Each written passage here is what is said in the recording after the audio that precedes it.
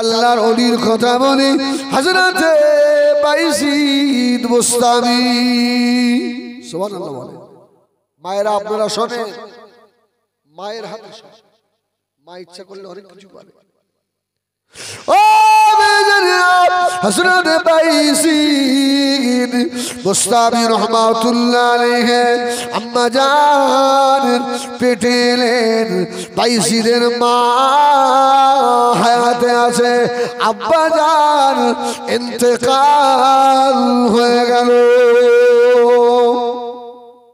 আব্বা চলে, আপনারা মনে করছেন সেই পানি রস করবে মনে হয় বাইজিদের সেই ক্লাস, ওসব তো আপনাদের মুখস্থ হয়ে গেছে। শোনেন, করলে ঠান্ডা হয়ে যাবে। সুবহানাল্লাহ বলেন। মায়ের পেটে যখন বাচ্চা এসছে, বাইজিদের মা নিয়ত করছে, আল্লাহ আমার স্বামী তো আমাকে আমানত দিয়ে আপনার ডাকে বিদায় হয়ে গেলেন, আল্লাহ আমি এই বাচ্চাটাকে যেন আলেম করতে পারি। জোরে বলুন সুবহানাল্লাহ। ওর বাপের আমানতটা যেন খেয়ানত না হয়ে যায়।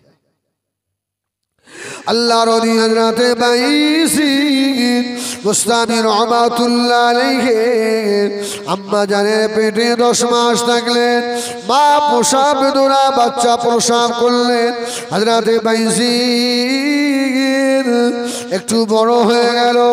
জনম দুঃখিনী মা হযরতে বাইজিদের গোসল করিয়ে খানা খাইয়ে নিয়ে বাইজিদকে কোলে করে নিয়ে মাদ্রাসায় চলে গেল। মাদ্রাসার গেটের কাছে দাঁড়িয়ে আল্লাহ হযরতে বাইজিদ বুস্তামি রাহমাতুল্লাহ আলাইহির মাম্মা জান মাদ্রাসার উস্তাদদের ডাকলেন, ও মাদ্রাসার উস্তাদেরা, এই ছেলে আমার, এর দুনিয়ায় বাপ নাই, বাবারা আমার বাইজিদ, আমি মা ওকে পেটে রেখেছিলাম, এই ছেলেটাকে দিয়ে গেলাম। যতদিন হাদিস মুখস্থ না করবে, মুহাদ্দিস যতদিন না হবে, আমি বাইজিদের মা, আমার বাইজিদের মুখ আমি দেখব না। যদি বলছ মায়ের কুরবানি দেখে, মায়ের কুরবানি, আমরাও সহজ হইনি, আমাদের মাদের অনেক কুরবানি করতে হয়েছে।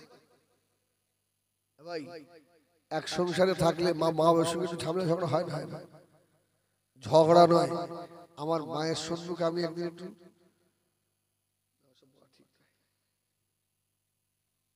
আমার মা অনেক জীবনে দুঃখ কষ্ট সহ্য করেছে। আল্লাহু আকবার বলে। তো বাইজিদের মা রেখে দিয়ে ফিরে চলে এসে কিছুদিন পরে, বাবা 1-2 বছর পরে, হযরতে বাইজিদ মায়ের জন্য খদিজা কাঁদে। ও কাশীপুরে মায়েরা, হযরতে বাইজিদ ওস্তাদকে বললেন, হুজুর আমাকে ছেড়ে দেন, একটু আমাকে ছুটি দেন, আমি বাড়ি যাব। আমার জনম দুঃখিনী মায়ের চাল মুখখানা দেখে আমি বাইজিদ আবার ফিরে আসবো। ওস্তাদ চাপ দিয়ে বলল, বাবা বাইজিদ তোকে যেতে দেব বাবা, তবে শর্ত হলো একটা, 22 পারা আল্লাহ পাকের কোরআনের হিফজ করে শোনাতে হবে। জোরে বলুন সুবহানাল্লাহ। তুমি 22 পারা মুখস্থ করে ফেলো, তোমাকে যেতে দেব। আল্লাহু আকবার।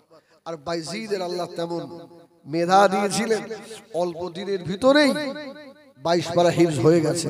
সুবহানাল্লাহ। আমার এক ওস্তাদ ছিলেন, নদিয়া জেলার চাপড়াতলায় বাড়ি, হাফেজ কারি মাওলানা মুফতি, খুব ভালো মানুষ, খুব ভালো। তো আমি দেখো হুজুরের কাছে আমরা কাফিয়া, তো একদিন কি একটা মানে কথায় কথায় কথা উঠেছে, তাকে হচ্ছে কোচি সারা রাতে তোমাদের এতটুকু পড়া মুখস্থ হয় না, বলো কি করো তোমরা? আর জীবনে কোনো ছাত্রের গায়ে আঁচড়ে আঘাত করে না, সুবহানাল্লাহ বলে, এত ভালো। আমি দেখতাম রাত্রিরে ভোরবেলা উঠে মুফতি সাহেব বসে বসে আল্লাহ আল্লাহ আল্লাহ বলছে, শোনো আমি যখন দেওবন্দ মাদ্রাসায় পড়ি 4 মাসে আমি কোরআন হিফজ করে ফেলেছি, সুবহানাল্লাহ। অনেক ছেলে আছে 4 মাসে 2 পারা 1 পারা হয়, তো 4 মাসে 30 পারা হিফজ করেছে।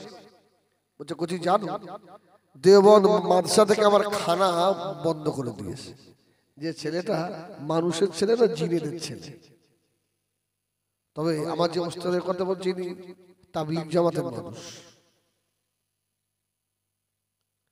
তো বলছে আমার খাওয়া বন্ধ, ওখানে তো ভাত বেশি দেয় না, রুটি বেশি দেয়, রুটি দেয় না। তো আমার গ্রাম থেকে সব গ্রামে ফোন করলাম, তখন তো ফোন ছিল না, চিঠির মারফত কাজ হতো। চিঠি পাঠালাম, গ্রামের মেম্বাররা ওদের প্যাডের উপরে সই স্বাক্ষর করে দিয়ে পাঠালো, যেটা এটা আমাদের ছেলে, আপনি ভাত দেন। বলছি তারপরে আমার ভাত দিল জানো। মুফতি সাহেব আমাদের সঙ্গে বলে, আর চোখ দিয়ে বাড়ি পড়ে বাবা, কচি শুনে রাখো, পড়লেই বড় আলেম হবে না বাবা। বড় আলেম হতে গেলে চরম দুঃখিনী মায়ের দোয়া দরকার হবে, বাবার দোয়া দরকার হবে। আমি যখন মাদ্রাসায় দেওবন্দে গেলাম, আমার আম্মা জান ওই দিন থেকে নিয়ত করেছিল, আল্লাহ আমার বেটা যতদিন হাক্কানি আলেম না হবে, আমি মা প্রত্যেক সপ্তাহে 2টো করে নফল রোজা রেখে দেবো।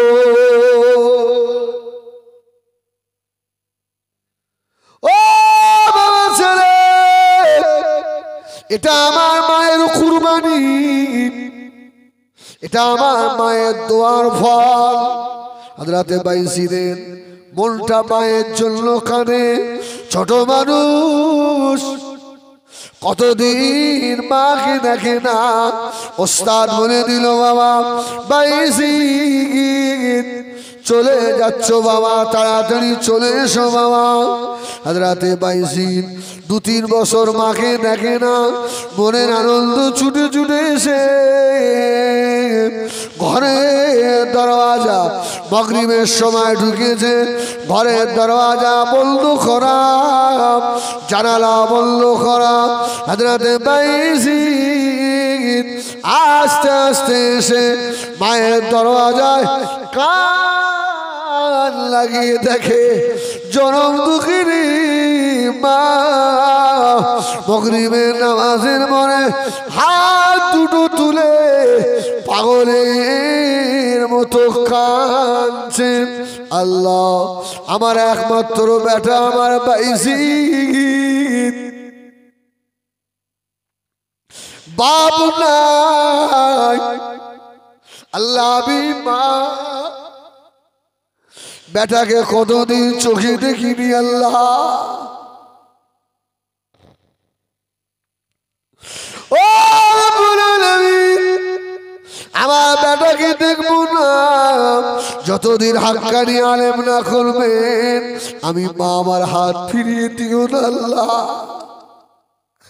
আমার বাইজিদকে এই জমানার বড় আলেম বানিয়ে দেবেন।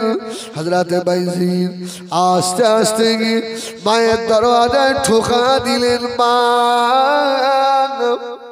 ও মা জননী মা গো, আর কেঁদো না মা, আমি তোমার কলিজার টুকরা বাইজিদ ফিরে এসেছি।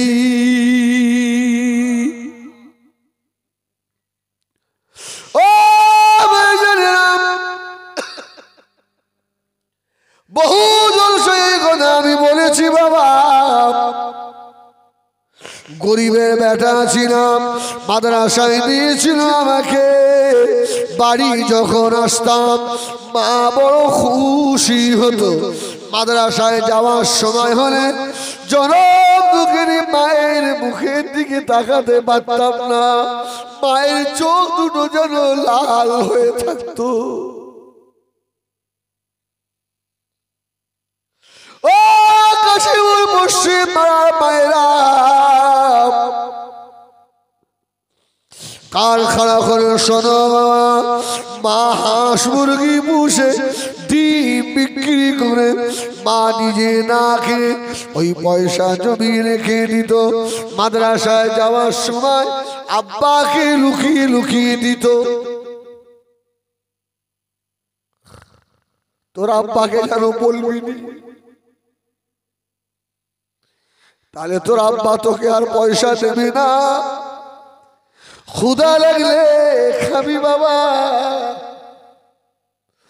আমি মা তুই চলে গেলে আর ভালো মন্দ খাইনি বাবা।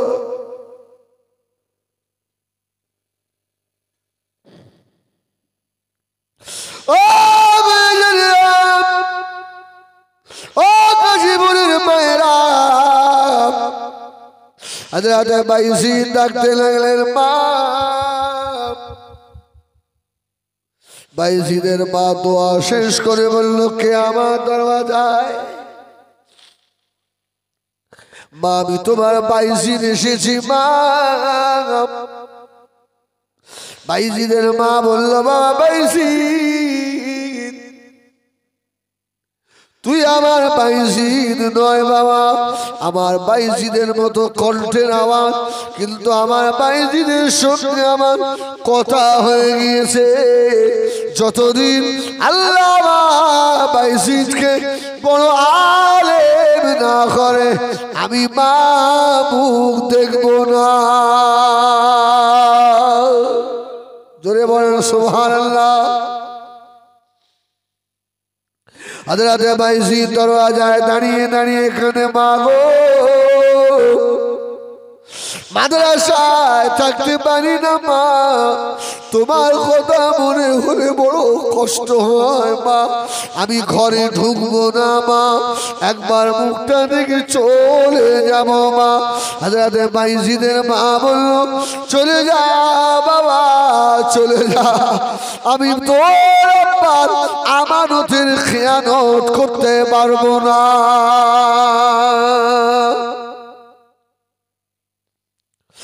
ও কিতাব রেখে হযরত বাইজিদ মায়ের দরওয়াজা থেকে কাঁদতে কাঁদতে চলে গেল। মাদ্রাসায় গিয়ে দাঁড়িয়েছে। ওস্তাদ বলল, বাবা বাইজিদ এত তাড়াতাড়ি চলে এলে কেন বাবা? হযরতে বাইজিদ ওস্তাদের সম্মুখে বাচ্চা মানুষ ফুপিয়ে ফুপিয়ে কাঁদে, আমার মা আমার মুখও দেখে না।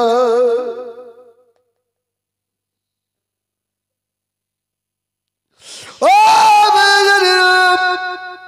হযরত বাইজিদ বললেন, আমার মা বলে দিয়েছে আলেম না হলে আমাকে দেখবে না। হযরত বাইজিদ পড়া শুরু করলেন। এক যুগ পার হয়ে গেল। আল্লাহ হযরত বাইজিদকে যুগ শ্রেষ্ঠ আলেম বানিয়ে দিলেন। হাফেজ হলেন, কারি হলেন, মাওলানা হলেন, মুফতি হলেন, মুহাদ্দিস হয়ে গেলেন। ওস্তাদ ডেকে বলল, বাবা বাইজিদ আগামীকাল সকালে তোর মাথাতে পাগড়ি বেঁধে দেবো বাবা, বাড়ি চলে যাবি বাবা বাইজিদ, তোর মায়ের চার মুখখানা গিয়ে দেখবি।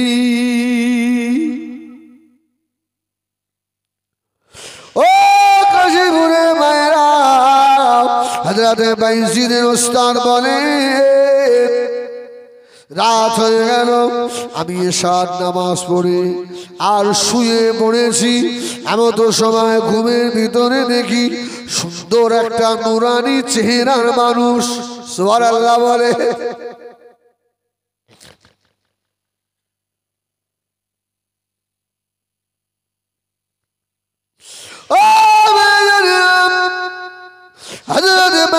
ওস্তাদ বলে ওই মানুষটা যখন এসে আমার সম্মুখে দাঁড়ালেন, আমাকে জিজ্ঞাসা করলো, আমাকে চেনো বাবা? আমি কে, আমাকে চেনো বাবা? ওস্তাদ বলল আমি চিনি না। ওই সময় বলল আমাকে চিনতে পারো না বাবা, আমি হলাম দীন দুনিয়ার বাদশাহ হাবিবুল্লাহ জনাবে বাবা মুহাম্মদুর রাসূলুল্লাহ সাল্লাল্লাহু আলাইহি ওয়াসাল্লাম। আমি তোমার কাছে এসেছি বাবা, ও আমার ভাইজিদের ওস্তাদ, আগামীকাল সকালে আমার ভাইজিদের মাথায় পাগড়ি পরিয়ে দেবে বাবা। শুধু হাফেজ কারি মওলানা মুফতি মুহাদ্দিসের পাগড়ি দিও না। আমি রাসূলুল্লাহ আমার তরফ থেকে এই পাগড়িটা দিয়ে গেলাম। আমার ভাইজিদের মাথায় এলবে বিলায়েতের পাগড়ি পরিয়ে দেবে।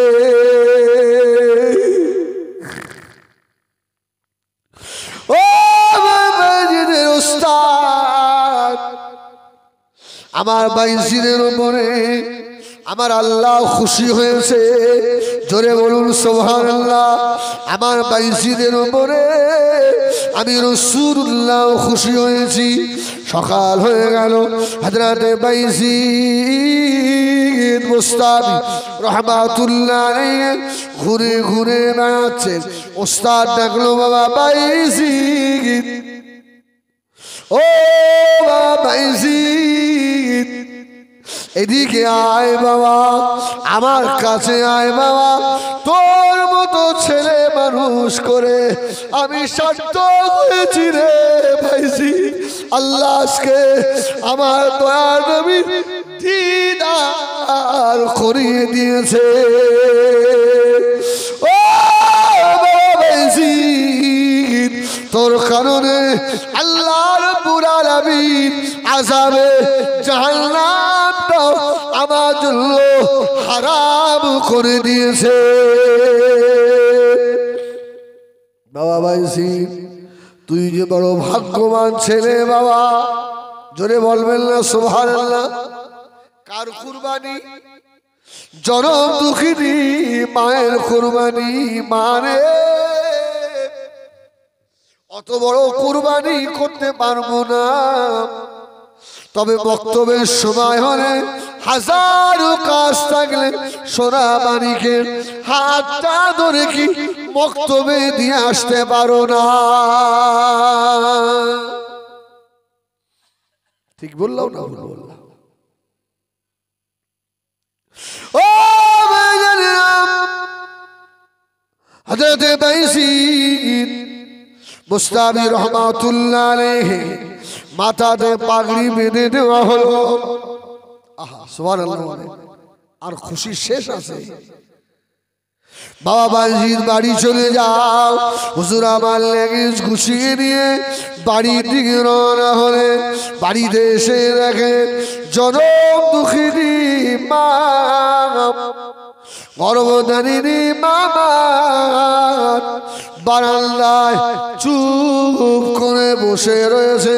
হযরতে বাইজিদ এসে ডাকলেন, ও মা জরুরি মা। বাইজিদের মা চোখে দেখে না, মা অন্ধ হয়ে গিয়েছে। মা আওয়াজ দিচ্ছে, কে রে বাবা? এই যে আমার বাইজিদের মতো গলার আওয়াজ।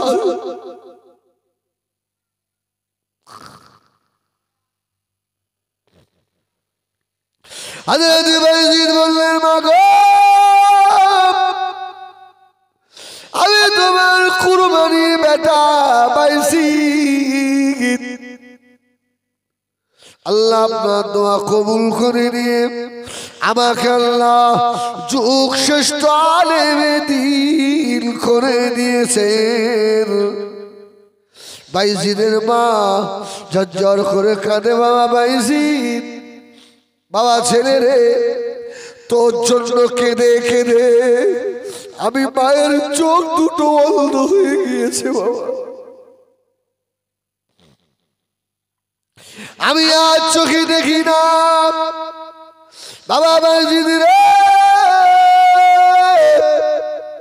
সেই ছোটবেলায় তোকে বুকে নিয়েছিলাম, একটু আমার কাছে আয় বাবা, তোর অন্ধ মা আর বাইজিদকে দেখতে পাবে না, একটু আমার কাছে আয় বাবা। আমার জীবনের সব আশা জন্মের মতো মিটে গিয়েছে বাবা, আমার বুকে আয়। হযরত বাইজিদকে বাইজিদের মা বুকের সঙ্গে জড়িয়ে ধরলেন, মা যত কাঁদে হযরত বাইজিদ তত কাঁদে।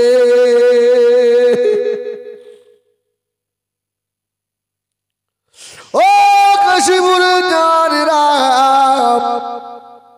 শুধু তাই নয়, মা বেটার মুখে হাত বোলায় আর বলে, বাবা বাইজিদ, জীবনে আমি মামার সেবা করতে পারলি না বাবা, জীবনের শেষ একটু সেবা কর, আমি তোর মা একটু উজু করব, একটু উজুর পানি আমাকে এনে দে বাবা বাইজিদ। আবার উজুর পানি এনে দিলেন, মাকে উজু করে দিলেন, মায়ের হাত মুছিয়ে দিলেন। মা বলছে, বাবা বাইজিদ, ও ছেলে, এই মনে হয় জীবনের আখিরি কথা হয়ে গেল।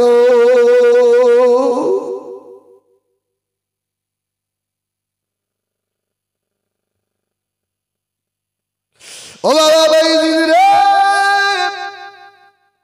আমার নামাজের মুসাল্লাটা বিছিয়ে দে বাবা বাইজিদ, আমি জীবনে এবার 2 রাকাত শুকরিয়ার নামাজ আদায় করিনি। আমার বাইজিদকে আল্লাহ এত বড় আলেম দিন করেছে।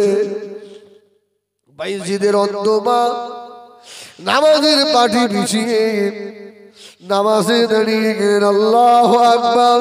প্রথম রাকাত হয়ে গেল, দ্বিতীয় রাকাতে প্রথম সাজদা হয়ে গেল, শেষ সাজদায় জনম দুঃখের মার মাথা তোলে না।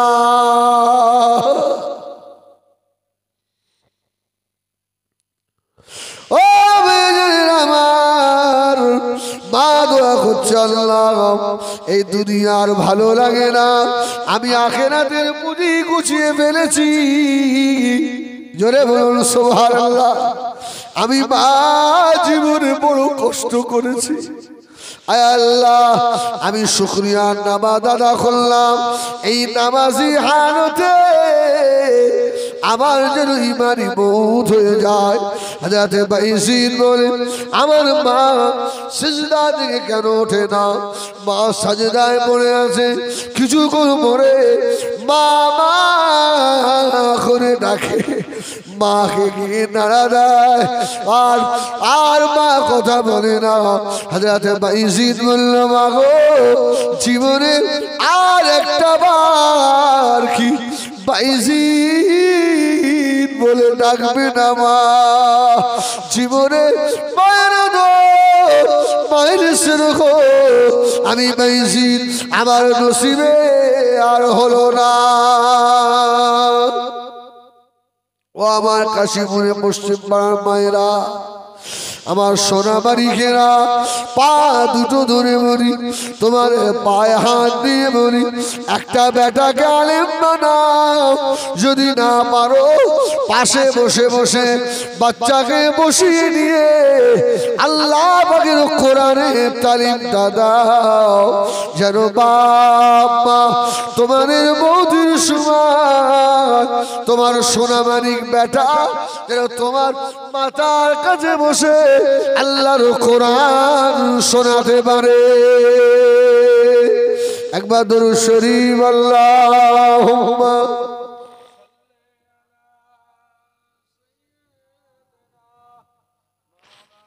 আল্লাহু আকবার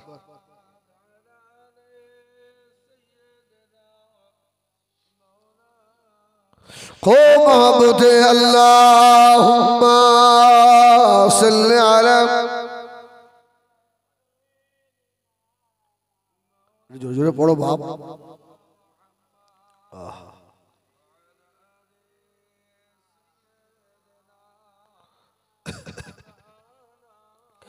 आप बनो तुरा है कुरान रसूल अरबी आपका नाम है जीशान रसूल अरबी आप बनो तुरा है कुरान रसूल अरबी आपका नाम है जीशान रसूल अरबी आपके कदमों में दो जान रसूल अरबी जान गए आप पे कुर्बान रसूल अरबी जल्दी बुलाओ आओ मदीने में ऐ मेरे आका हिंदी में मैं हूँ परेशान रसूल अरबी आप पर उतरा है कुरान रसूल अरबी आपका नाम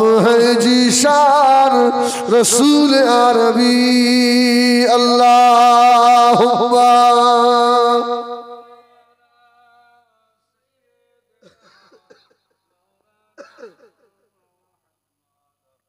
अल्लाह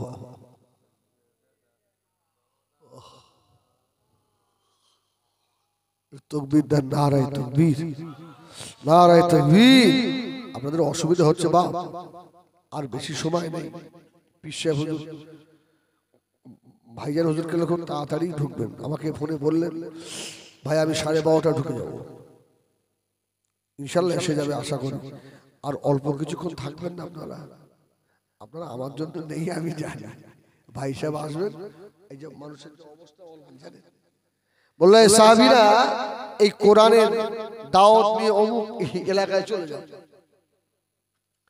তো সাহাবীরা বিদেশে সফর করছে সাহাবীদের কাছে যা খানা পানি ছিল সফরে যেতে যেতে সব শেষ হয়ে গেছে যে এলাকায় নেমেছে ওই এলাকায় নেমে ওই এলাকার যিনি নেতা ছিলেন তার কাছে গেছে গিয়ে বলছে বাবা আল্লাহ রসুল আমাদের পাঠিয়েছে আমরা এসেছি তোমাদেরকে আল্লাহর কোরআন শিক্ষা দেব তবে আমাদের তো খানা পানি শেষ একটু আমাদের কিছু খাওয়ার ব্যবস্থা করবেন নেতা তো হবে না দূর হয়ে যাও মুহাম্মদ সাল্লাল্লাহু আলাইহি ওয়াসাল্লাম পাকিস্তান কি করব তাড়িয়ে দিয়েছে আল্লাহ নবী সাহাবীদের সঙ্গে বেইজ্জতি আল্লাহ পাক সহ্য করতে পারে না গো হাদিস শরীফে এসেছে বাবা আল্লাহ পাক ওই গ্রামের উপরে কঠিন আজদাহা সাপ আল্লাহ পাঠিয়ে দিলেন বিষাক্ত সাপ ওই সাপ এসে কাউকে কামড়ালো না যে নেতা আল্লাহ নবীর সাহাবীদের বেইজ্জতি করেছিল ওকে গিয়ে কামড়ে দিল বুখারীর riwayat ও বেজানিয়াম সাপের বিষ এত তীব্র হয়ে উঠেছে শরীর সবুজ হয়ে যায় যত ওঝা কবিরাজ ছিল তাদের কাছে নিয়ে গেছে বিষ হারিয়ে দেয় আবার বিষ ওঠে আল্লাহর মার পড়ে গেলে দুনিয়ার ওঝায় কাজ হবে নাকি